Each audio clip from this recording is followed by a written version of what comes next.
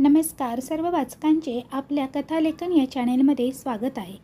आज आपण पाहणार आहोत एका आईची कथा, माया भाग दुसरा. माया पहिल्याची डिस्क्रिप्शन बॉक्समध्ये लिंक दिलेली आहे. लेखिका आहेत सायली खोत. नीता तिच्या मंडळींसह पिकनिकला आलेली असते आणि तिथे पुढे काय होते ते आता आपण पुढच्या भागात पाहणार आहोत. तर सर्व रात्रीचे घरी पोहोचतात. दाखवत कोणी नसलं तरी प्रत्येकाच्या मनामध्ये त्या वाड्याविषयी थोडी भीती घर करून राहते.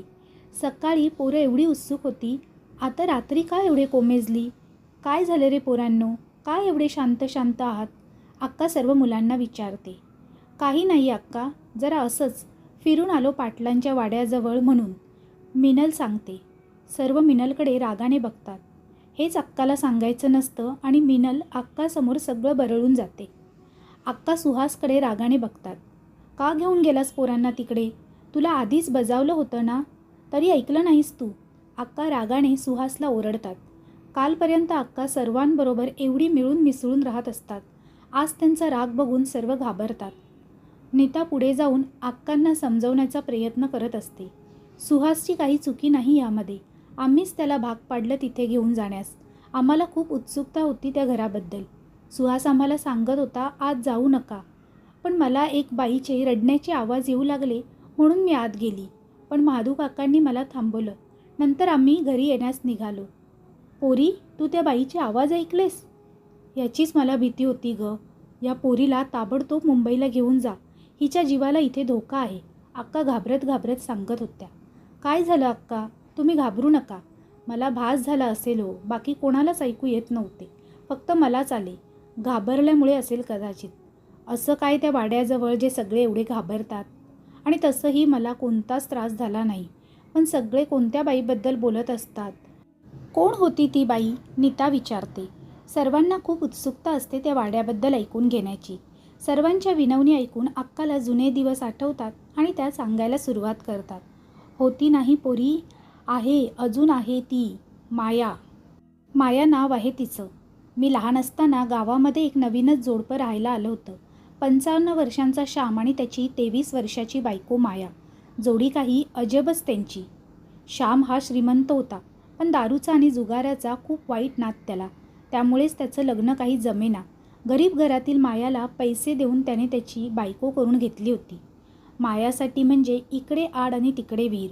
बापाच्या जाचाला कंटाळून तिने श्यामबरोबर लग्न करण्यास होकार तर दिला, पण तिचं मत असं तिच्या बापाने ग्राह्य धरलं नव्हतं. आधी 4 पोरींची जबाबदारी त्याच्यावर होती. त्यात एवढा श्रीमंत जावई मिळाला तर चांगलाच, असं विचार करून त्याने दोघांचं लग्न लावून दिलं. त्यांच्या वयामधील तफावत देखील त्याला दिसली नाही. श्यामसाठी तर चांगलंच होतं. या वयात देखील त्याला एक तरुणी बायको मिळाली होती. दोघांचा संसार गावामध्ये सुरू झाला. आजूबाजूच्या लोकांना नवल वाटायचं, या श्यामला एवढी सुंदर बायको मिळाली तरी कशी? मायाला आशा होती इथे तरी तिचं नशीब बदलेल, पण इथे परिस्थिती अजून वाईट झाली होती. श्यामच्या दारू आणि जुगाराच्या सवयीमुळे मायाचं चिडणं वाढतच चाललं होतं. श्याम रोज दारू पिऊन मायाला मारझोड करत असे, त्यामुळे त्यांची रोज घरी भांडणं होत होती. काही दिवसात मायाला दिवस गेल्याचे कळले. तिला वाटलं आता तरी श्याम बदलेल, पण कसलं काय? त्याच्या दारू आणि जुगाराबाई त्याला काहीही दिसत नव्हते. मायाचे मन आता पूर्ण तिच्या बाळाभोवती रमले होते. त्याची येण्याची ती खूप उत्सुकतेने वाट पाहत होती. तिचं सर्व सुख जणू ते बाळच पूर्ण करेल अशी तिला आशा होती. काही महिन्यांनी मायाने गोंडस मुलाला जन्म दिला. त्याचं नाव तिने कृष्णा ठेवलं. हा पाटलांचा वाडा बघतेस ना, हा काही वर्षापूर्वी गजबजलेला असायचा. पाटलांचं गावात खूप लौकिक. त्यांचं घर पंचक्रोशीत प्रसिद्ध. मंदिरामध्ये पूजेचा पहिला मान पाटलांचाच. सुभान पाटील आणि त्याचे 2 भाऊ आणि त्यांचा सर्वांचा परिवार असे त्यांचे भले मोठे कुटुंब. सुभान पाटलांचा गावावर खूप दबदबा. गावातल्या प्रत्येक माणसावर त्यांच्याप्रती आदर. एक प्रकारे भीतीचती. माधू त्यांच्या घरीच लहानपणापासून नोकरचं काम करत होता. श्यामची सुभानबरोबर चांगलीच मैत्री झाली होती. सुभानच्या श्यामच्या पैशांवर डोळा होता. त्याला श्यामच्या व्यसनाबद्दल माहीत होतं.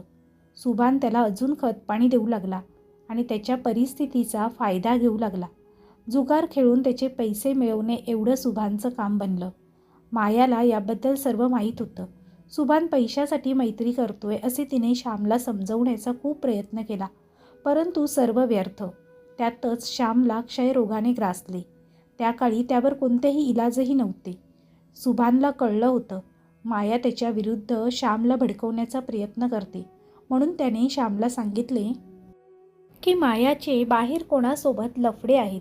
तिला तुझी काळजी नाही. त्यात तू म्हातारा, ती तरुण, आणि आता तुला या रोगाने ग्रासले. श्यामला देखील सुभानच्या गोष्टीवर विश्वास बसत होता. मायाला आपण चांगलाच जाब विचारायचं असं त्याने ठरवलं. मायाला हे कळल्यावर ती प्रचंड चिडली. कोणाच्याही सांगण्यावरून तुम्ही जसे आरोप करतातच कसे, तिने ठणकावून विचारले. तिला सुभानची नियत माहीत होती, पण तो एवढ्या खालच्या पातळीवर जाईल असे तिला वाटले नव्हते. त्यात आता तिच्याच नवऱ्याला तिच्यावर विश्वास नव्हता. श्यामची तब्येत ढासळू लागली. त्याचा जवळचा असलेला पैसा त्याने असाच जुगार आणि दारूच्या नशेत गमावून टाकला होता. पैसे नाही तर आता त्याचे मित्र देखील त्याला साथ देत नव्हते. तेव्हा त्याला मायाचे म्हणणं पटले. आपण आपल्या बायको आणि मुलासाठी काही करू शकलो नाही याची खंत त्याच्या मनात राहिली आणि त्यातच त्याने प्राण सोडले. श्याम गेल्यानंतर माया लोकांची जेवणभांडी करून तिचं आणि तिच्या मुलाचं पालनपोषण करत होती. परंतु सुभानचा आता तिच्या घरावर डोळा होता. श्यामने हे घर मला जुगारामध्ये विकलं असं त्याने मायाला सांगितलं, परंतु माया मात्र या गोष्टीचा विरोध करत होती. असे शक्यच नाही. मी माझे घर सोडणार नाही. तिला सुभानबद्दल माहीत होतं. हा माणूस पैशासाठी खोटे आरोप करत आहे तिला माहीत होतं. आजूबाजूच्या लोकांना देखील माहीत होतं की हा सुभान किती नीच माणूस आहे, म्हणून ते मायाला पाठिंबा देत होते. सुभानला कळून चुकले. आपल्या गावातील माणसं आपल्या विरोधात उभे राहत आहेत, ते देखील या कालच्या आलेल्या मायासाठी. हिला चांगलाच धडा शिकवायचा त्याने ठरवलं. रात्रीच्या अंधारात मायाच्या घराबाहेर रॉकेल ओतून सुभानने स्फोट घडवून आणला आणि कारण सांगितलं चुलीची लाकडं जळत होती, म्हणून बाहेरच्या गवताला आग लागली आणि या घराने पेट घेतला. माया कृष्णाबरोबर घरामध्ये झोपली होती. सर्वत्र आग बघून माया खूप घाबरली. तिने कृष्णाला एका गोधडीमध्ये गुंडाळलं आणि बाहेर जाण्याचा मार्ग शोधू लागली, परंतु सर्वत्र आग पसरली होती. तिने मदतीसाठी हाक मारण्याचा खूप प्रयत्न केला. आजूबाजूला गावकरी देखील जमले होते. गावकऱ्यांनी आग विझवण्याचा खूप प्रयत्न केला. पाठीमागच्या दरवाजातून काही गावकरी मायाच्या घरात घुसले. तिने मन घट्ट करून कृष्णाला त्याच्या हाती सोपवलं. नंतर ते गावकरी हसू लागले. तिला वाचवायला हात देत आणि मागे घेत. तिला काही कळेना हे लोक असे का वागतायत. तेव्हा त्यातला एक माणूस तिला म्हणाला, अजून घेशील सुभानरावबरोबर पंगा? त्याच्या विरोधात जाशील तर हेच हाल होणार ना. तेव्हा तिला कळून चुकलं, हे सर्व सुभानची माणसं आहेत आणि ही आग मुद्दाम लावण्यात आलेली आहे. आपण त्यांच्या हाती आपल्या कृष्णाला सोपवलं हे कळताच ती त्यांना मारायला येऊ लागली. परंतु आगीचा भडका इतका झाला की ती माणसं तिला तिथेच सोडून गेली. मला माझ्या मुलाला भेटायचं आहे हो, मला त्याच्याबरोबर राहू द्या ना. कोणीच नाही हो मला त्याच्याशिवाय. का करताय तुम्ही असं? आग आग आग. तिचे विनवणीचे आवाज येत राहिले, परंतु त्या निर्दयी माणसांना तिची दया आली नाही. शेवटी त्या आगीत होरपळून तिने प्राण सोडले. मरताना तिने पाटलाच्या कुटुंबाला श्राप दिला, तुझ्या वंशाचा नाश होईल. मला माझ्या मुलापासून वेगळं केलंस ना, तुझा मुलगा पण तुला असंच सोडून जाईल. ही हाय आहे एका आईची. मायाचा तळतळाट खरंच लागला पाटलाच्या वाड्याला. काही दिवसातच त्याचे 2 भाऊ आणि त्यांचा परिवार देवाच्या यात्रेहून परतत असताना त्यांचा अपघात झाला आणि सर्वजण त्यात मरण पावले. स्वतःच्या भावाच्या मृत्यूला त्याने मायाला जबाबदार धरलं. तिच्या श्रापामुळे हे सर्व होत आहे आणि त्याचा बदला म्हणून सुभानने चिडून मायाच्या मुलाला कृष्णाला स्वतःच्या घरचा नोकर म्हणून ठेवलं. त्याचे खूप हाल केले. सुभानच्या बायकोने नंतर मांत्रिक बोलावून मायाच्या आत्म्याला तिच्या राहत्या घरी बांधून ठेवले. तिथे आग पेटवण्यास सक्त मनाई केली. महादू त्या घराची पूर्ण काळजी घेत असे, परंतु त्या रात्री अनर्थ झाला आणि जे नाही व्हायला पाहिजे ते झालं. त्या 2 मुलांनी, सोनाली आणि राहुल, त्यांनी तिथे येऊन आग पेटवली आणि मायाच्या आत्म्याला मुक्ती मिळाली. तिने त्यांचा बळी घेतला. नीताला देखील त्या मायाचा भास झाला आहे. जेवढं लवकर होईल तेवढं लवकर तुम्ही इथून तुमच्या घरी जा. सर्वजण खूप घाबरले होते. आतापर्यंत त्यांनी हे सर्व काल्पनिक चित्रपटात पाहिले होते, परंतु आता जे अस्तित्वात आहे याची जाणीव त्यांना झाली होती. मुलांनो, आता खूप उशीर झाला आहे. झोपा तुम्ही आणि सकाळच्या वेळी लवकरात लवकर सुखरूप आपापल्या घरी जा, अक्का म्हणाली.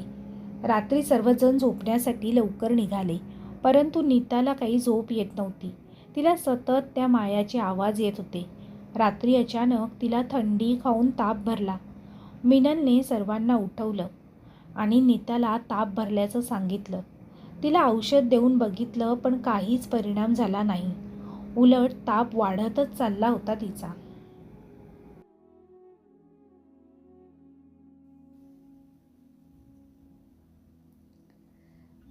सुषमाला म्हणजेच नीताच्या आईला रात्री खूप वाईट स्वप्न पडलं.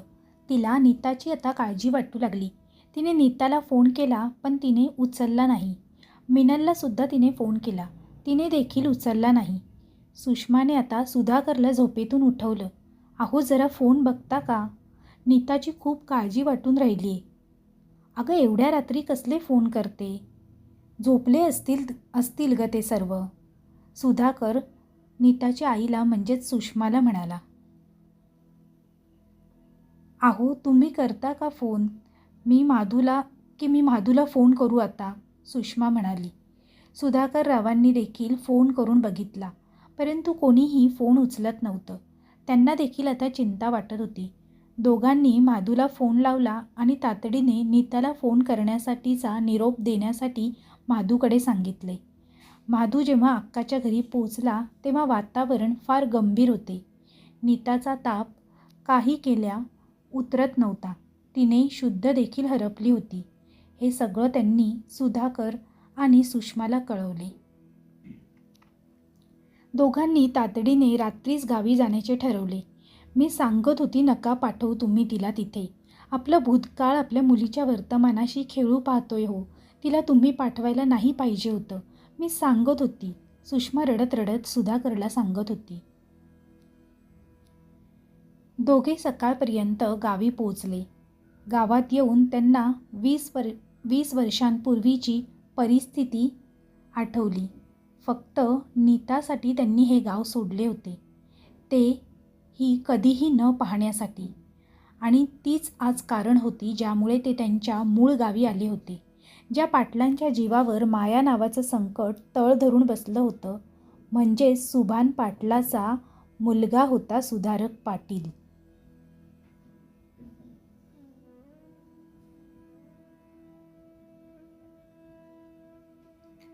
सुधाकर आणि सुषमाने गावात पाऊल ठेवताच अगदी गावात जोरदार पाऊस सुरू झाला.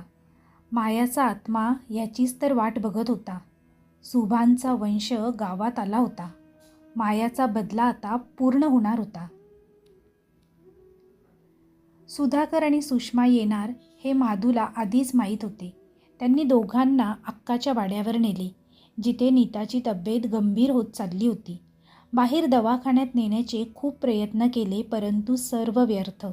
तिला शहराच्या दवाखान्यात नेत असताना गाडीचे टायर खराब झाले.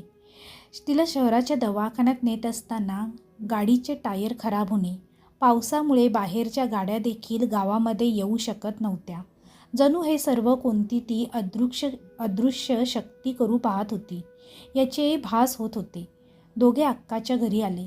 अक्काला दोघे ओळखीचे वाटत होते. सुधाकर आणि सुषमाला नीताची परिस्थिती पाहवत नव्हती. तिचे सर्व मित्रमैत्रिणी शांत झाले होते.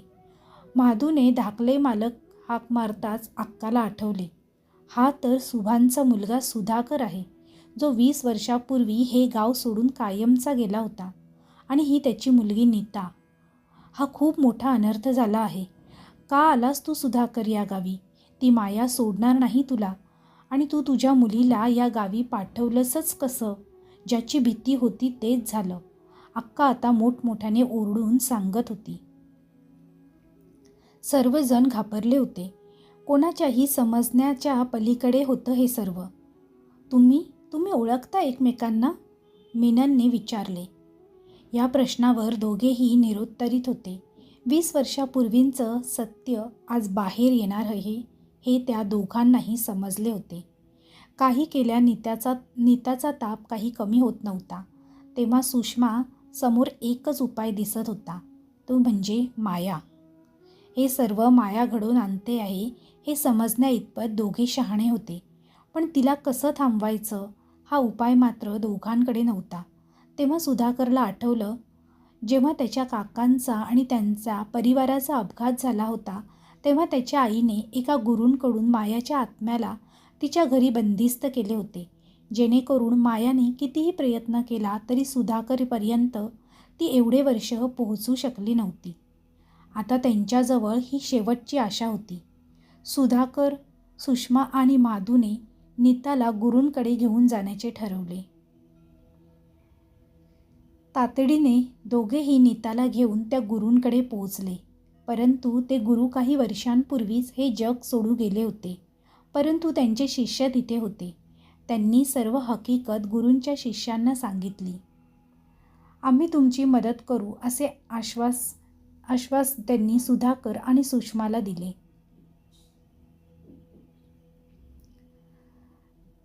एक गोल वर्तुळात नीताला त्यांनी बसवण्यात आले आणि अग्निकुंड सुरू झाले. मंत्रोपचार चालू होता. हळूहळू नीताला शुद्ध येऊ लागली. सुषमा तिच्याजवळ जाऊ लागली. तेव्हाच शिष्याने तिला अडवलं. नीताला शुद्ध येताच ती सुधाकरकडे बघून हसून बोलू लागली. बघितलंस, आणलं की नाही तुला गावात परत. तुझ्या बापाची फळं तुला आणि तुझ्या मुलीला भोगावी तर लागणारच. तुझ्या आईने खूप प्रयत्न केले सुधाकर तुला वाचवण्याचे, पण या आईचा तळतळाट आहे तुझ्या घराण्याला. माझ्या मुलाला तुझ्या बापाने माझ्यापासून वेगळं केलं, मला जिवंत जाळलं, माझा संसार उद्ध्वस्त केला. का सोडू मी तुमच्या घराण्याला? माझा बदला मी पूर्ण करणारच. अहो बघा ना, काय बोलते ही नीता? सुषमा रडत रडत सुधाकरला विचारत होती. ती तुमची नीता नाही, तिच्या शरीरामध्ये असलेला एक अतृप्त आत्मा हे सगळं बोलत आहे. तुम्ही देखील त्या आत्म्याला ओळखता, त्या शिष्याने माहिती पुरवली. मला माहीत आहे, माझ्या वडिलांमुळे तुम्हाला खूप सहन करावं लागलं, पण माझ्या मुलीला सोडा हो. तिचा काहीसुद्धा दोष नाही आहे यामध्ये. सुधाकर मायाला विनवणी करत होता. असं कसं दोष नाही? माझ्या कृष्णाचा तरी काय दोष होता? एवढ्या लहान जीवाला माझ्यापासून तोडताना जरासुद्धा दया आली नाही तुझ्या बापाला.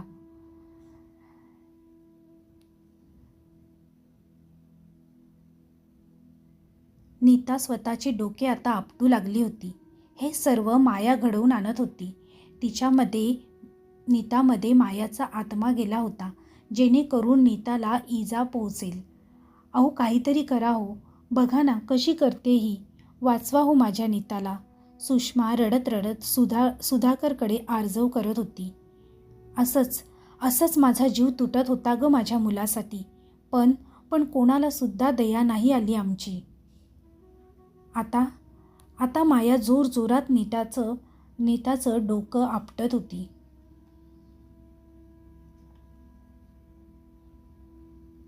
हे सर्व पाहून सुषमा आणि सुधाकर दोघेही चिंतेत आले. तेवढ्यात सुधाकरने मायाला सांगितलं आणि तो म्हणाला, का तू तुझ्याच नातीला त्रास देतेस? ती सुभान पाटलाची नाही, तर ती तुझीच नात आहे. ती कृष्णाची मुलगी आहे. हो, नीता कृष्णाची मुलगी आहे, सुधाकरने मायाला सांगितले. सर्वांसाठी हे खूप मोठे आश्चर्यकारक होते. सर्वजण हे ऐकून थक्क झाले. अहो तुम्ही काय करताय? एवढ्या वर्षापूर्वीचं गुपित आपली मुलगी होती.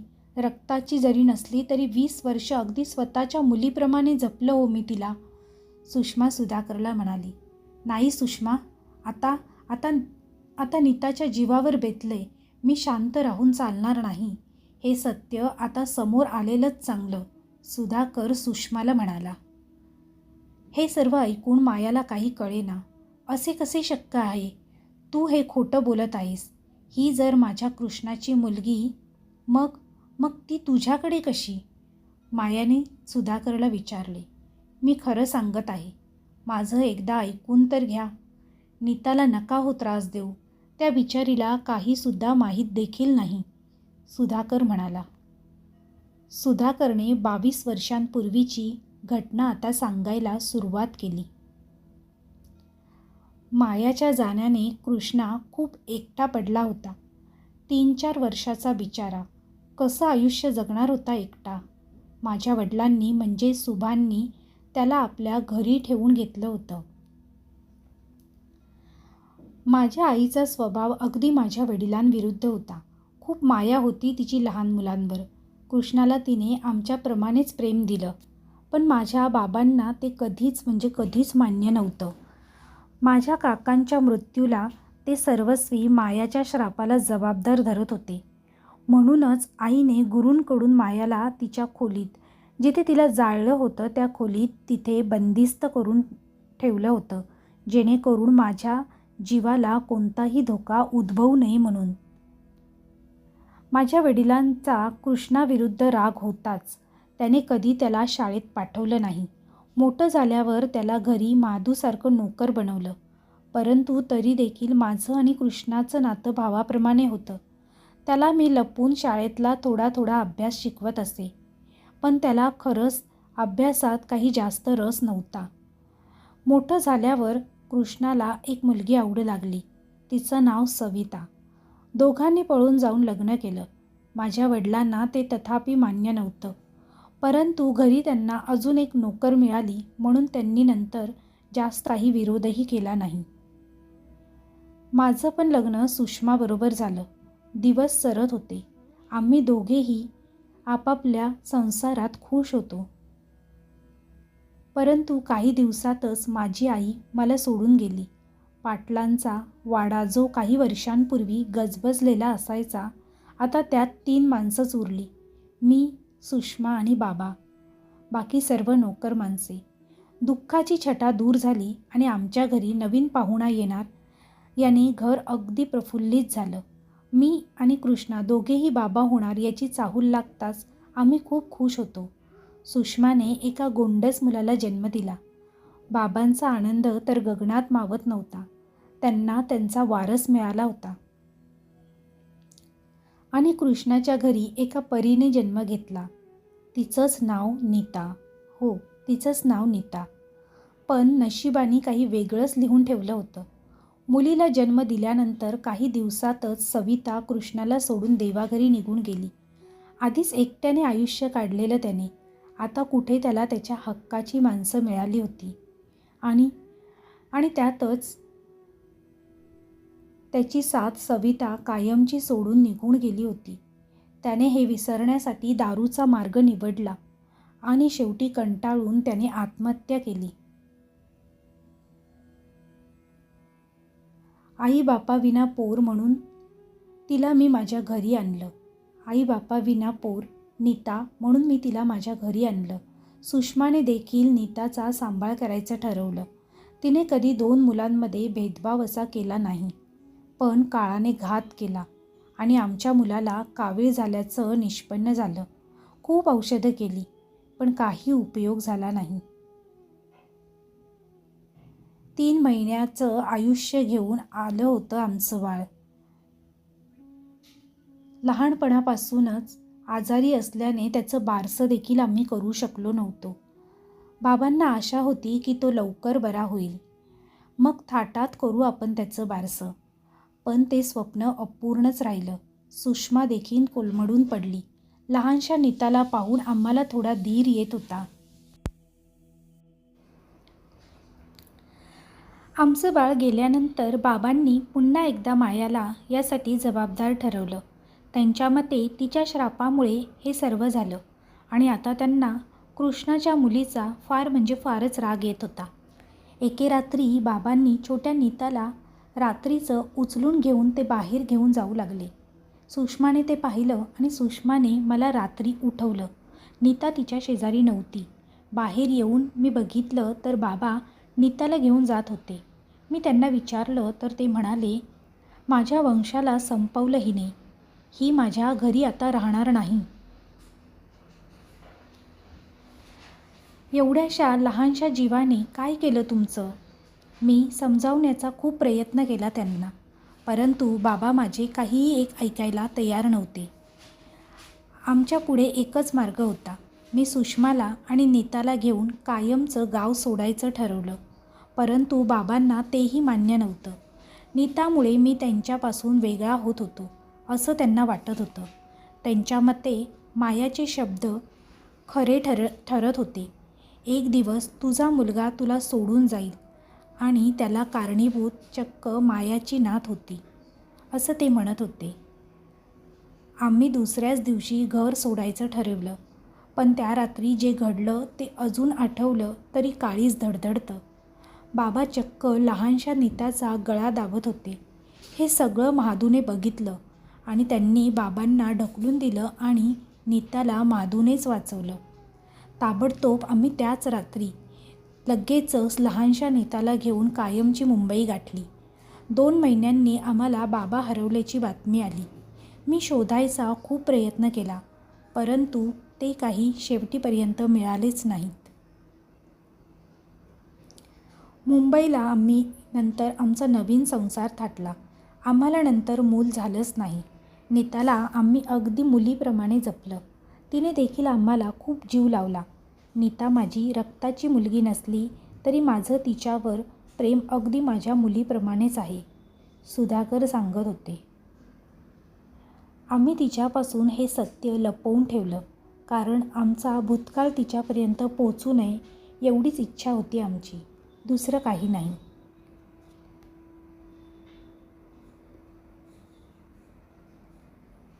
मायासाठी हे सुखद धक्कादायक होतं. ज्या मुलासाठी तिचा आत्मा वाट पाहत होता, आज त्याच्याच मुलीचा म्हणजे चक्क तिला तिच्या नातीला भेटायला मिळालं होतं. ती नीतासाठी खूप खूप खुश होती. मायाने सुषमा आणि सुधाकरच्या दोघांच्याही डोळ्यात नीतासाठीचं प्रेम बघितलं होतं. जेव्हा नीताला तिने अजाणतेपणाने त्रास दिला होता, तेव्हा सुषमाचं दुःख ती समजू शकत होती, कारण तसाच त्रास तिला कृष्णाला सोडून जाताना झाला होता. सुभानचा मुलगा असला तरी सुधाकरचे वर्तन त्यापासून खूप वेगळे होते. तिने पाटलांच्या कुटुंबाला श्रापातून शेवटी मुक्त केले. मायाने पाटलांच्या कुटुंबाला श्रापातून मुक्त केले. माझ्या नातीला नीट जपा, तिची अशीच काळजी घ्या म्हणत नीता पुटपुटली. म्हणजेच तिच्या अंगातील आत्मा पुटपुटला, मायाचा आत्मा पुटपुटला आणि शेवटी नीता बेशुद्ध झाली. सकाळी नीताचा ताप उतरला होता. तिला हळूहळू शुद्ध येऊ लागली होती. आजूबाजूला सर्व मित्रमैत्रिणी बघून तिला काही कळेना. तिने आजूबाजूला विचारलं तर मीनाने सांगितलं की तिला तापामुळे त्रास झाला आहे. सुधाकर आणि सुषमाने तिच्या सर्व मित्रमैत्रिणींकडून वचन घेतले.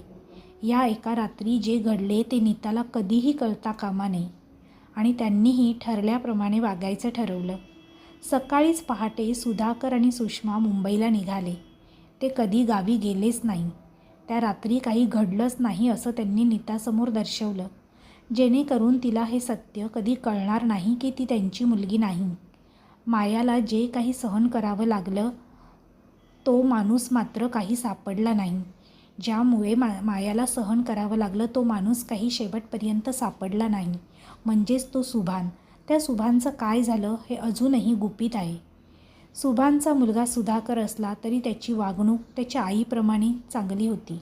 म्हणूनच मायाने देखील आपला राग विसरून सुधाकरला कोणतीही इजा केली नाही. आणि आपली ही कथा इथेच समाप्त होते. तर मित्रमैत्रिणींनो, जर तुम्हाला ही कथा आवडली असेल तर कमेंटद्वारे तुमचे अभिप्राय कळवायला चुकवू नका. त्याचप्रमाणे ही कथा आवडली असेल तर तुमच्या जास्तीत जास्त मित्रपरिवारांसोबत शेअर करायला विसरू नका. हा कथेचा व्हिडिओ आवडला असेल तर जास्तीत जास्त लोकांपर्यंत शेअर करा आणि कथेला लाईक करा. त्याचप्रमाणे तुम्हाला आमचा कथालेखन हा चॅनल आवडला असेल तर चॅनलला सबस्क्राईब करायला विसरू नका. पुन्हा भेटूया अशीच एक नवीन आणि सुंदर कथा घेऊन. तोपर्यंत सर्वांना धन्यवाद. Bye bye.